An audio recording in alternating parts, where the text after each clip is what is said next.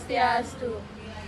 Di sini kami akan menjelaskan tentang materi yoga. Sebelum masuk ke materi, perkenalkan saya Putu Ayu Rastajani, absen 23. Perkenalkan, nama saya Nikita Ayu Sri Sustami, absen 18. Perkenalkan, nama saya Nila Putri Sukareni, nomor absen 20.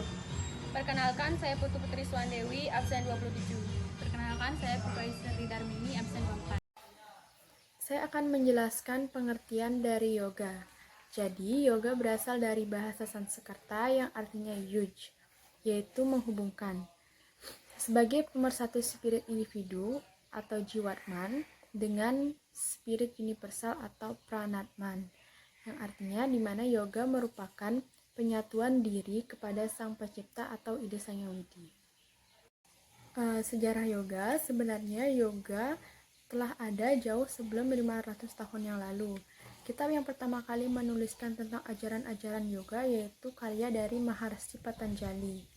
Namun, unsur-unsur yoga sudah ada jauh sebelum itu, yaitu tertuang dalam kitab Sruti, Smriti, Itiasa maupun Purana. Lalu, setelah munculnya kitab Maharshi Patanjali, lalu muncullah kitab-kitab biasa yang merupakan komentar dari kitab Maharshi Patanjali. Di antaranya adalah Byasaniti, karya Bojaraja. Komentar itu mengajarkan ajaran-ajaran yoga Maharshi Patanjali yang berbentuk sutra atau kalimat pendek dan juga padat. Maharshi Patanjali mengartikan yoga sebagai citi priti niroda, bermakna penghentian gerak pikiran. Beliau mengatakan, bila Weda merupakan pengetahuan suci yang bersifat teoritis, maka yoga merupakan ilmu yang bersifat praktis darinya. Astanga Yoga adalah 8 tahapan yoga untuk mencapai moksa. Astanga Yoga sendiri diajarkan oleh Maharshi Patanjali dalam bukunya halaman 19 kelas 12. Dalam Astanga Yoga, urutan gerakan telah ditentukan. Setiap gerakan terhubung satu sama lain dalam napas dan gerakan untuk mengembangkan kesehatan psikologis dan spiritual. Beberapa manfaat luar biasa yang didapatkan dalam berlatih Astanga Yoga adalah kekuatan fisik, latihan kardio yang efektif, koordinasi yang baik, manfaat emosional, penyembuhan mental, kesejahteraan spiritual. Bagian-bagian Astanga Yoga antara lain Yama atau Pancayama Brata adalah 5 pengendalian diri tingkat rohani dan sebagai pendukung pantangan sebelumnya diuraikan dalam buku Patanjali Yoga Sutra.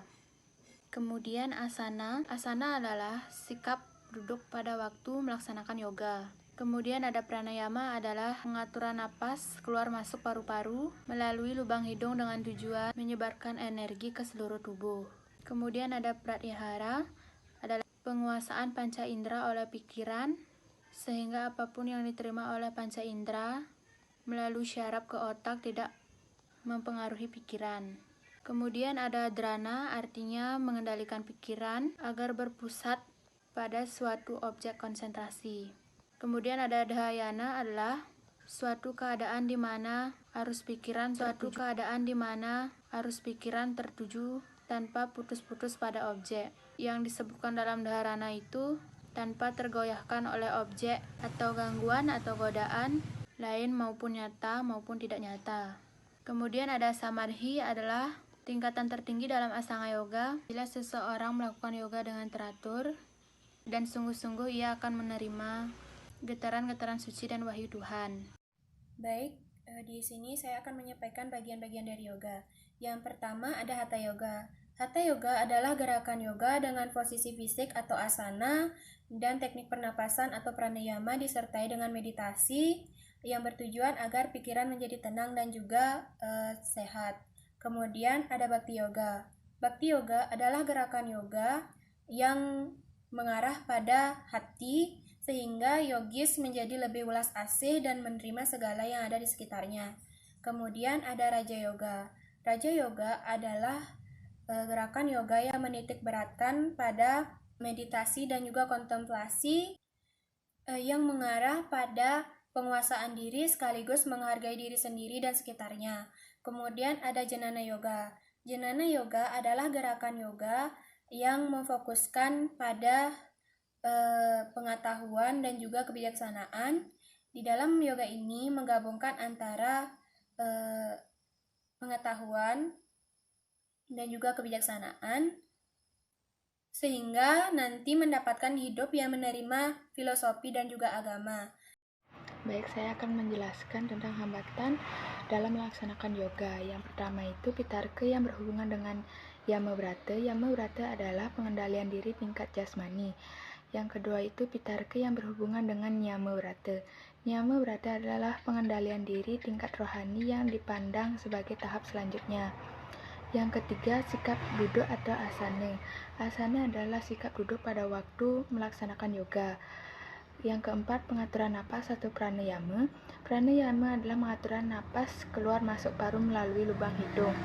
Yang kelima, pratyahara, dharana, dhyana, dan semedi. Pratyahara adalah penguasaan panca indera. Manfaat yoga dalam kehidupan sehari-hari. Manfaat yoga dalam kesehatan fisik. Dalam hal ini, badan atau postur tubuh, saluran pernapasan, pencernaan tungkai, dan pendengaran bila melaksanakan secara teratur, maka badan akan lebih sehat. 1. Fleksibilitas. Yoga juga dapat membentuk otot yang sehat. 2. Kekuatan. Beberapa dari yoga memberikan efek yang paling kuat dibandingkan olahraga lainnya. Postur tubuh.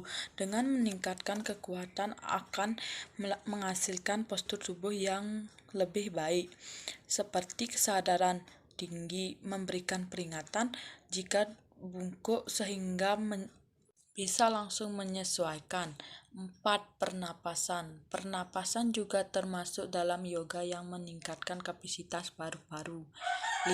Mengurangi stres dan lebih tenang. Beberapa manfaat yoga anti-stres, misalnya terjadi penurunan hormon yang dihasilkan oleh kelenjar adrenalin dalam respon terhadap stres. 6. Konsentrasi dan mood yang lebih baik. Manfaat yoga yang didapatkan adalah peningkatan aliran oksigen ke otak. 7. Jantung lebih sehat. Manfaat dari yoga yang paling dipelajari adalah efeknya pada penyakit jantung dan stroke.